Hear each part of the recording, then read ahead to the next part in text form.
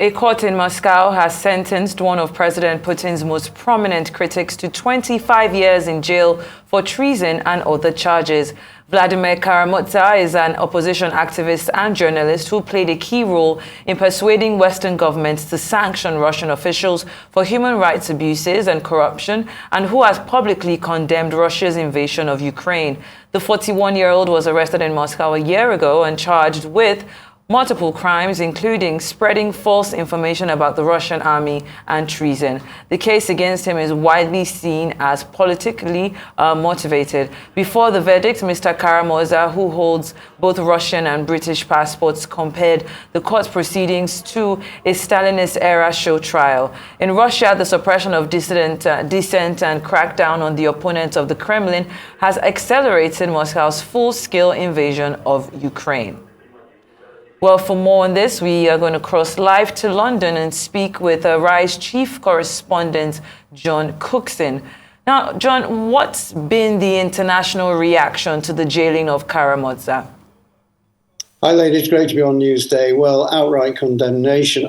Unusually, there were three ambassadors outside the court for the sentencing, the UK, the US and Canada, and all of those condemned what is described as you say in the intro, a show trial and an outrageous sentence of 25 years for this 41-year-old man. Human Rights Watch has described the decision by the court as a travesty of justice. Now, Mr. Karamurza will be 66 before he's released from what's called a correctional center, one of the worst jails in Russia. There are around 800 of these prisons spread across the country in far-flung places like Siberia.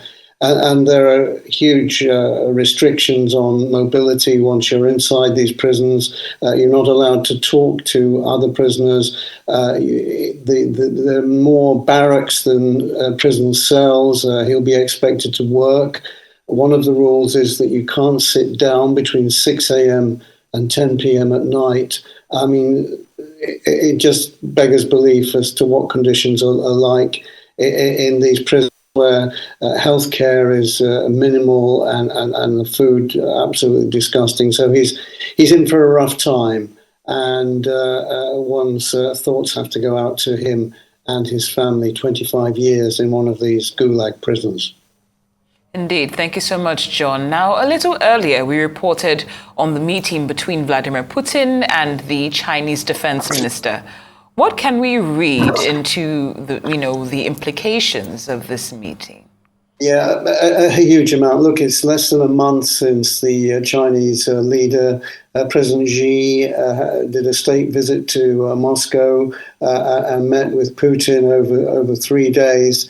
And afterwards, both declared that there was a new era of cooperation between the two countries, Russia and China, sending much concern to the West, and the possibility that these two huge nations with huge military hardware and resources would join together to face up to possible challenges from NATO over Ukraine. So this visit by the Chinese defense minister has to be deeply worrying to Western nations. The Chinese official line out of this meeting is that China is willing to work with Russia to make contributions to the maintenance of world and regional security and stability, whatever that means. But in reality, there's no doubt in Western military minds that it's closer cooperation between China and Russia. China already supplies